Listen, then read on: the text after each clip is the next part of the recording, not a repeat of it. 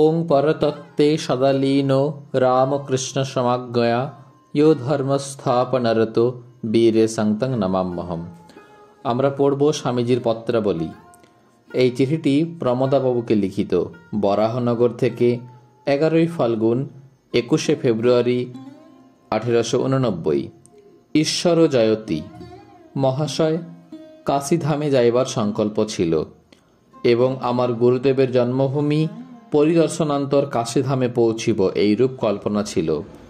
কিন্তু আমার দূরদৃষ্টবশত উক্ত গ্রামে যাইবার পথে অত্যন্ত জ্বর হইল এবং তৎপরে কলেরার ন্যায় ভেদ বমি হইয়াছিল।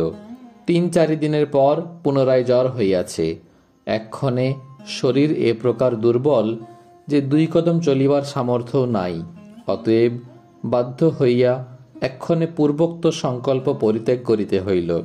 ভগবানের কি ইচ্ছা জানি না, কিন্তু আমার শরীর এ পথের নিতান্ত অনুপযুক্ত।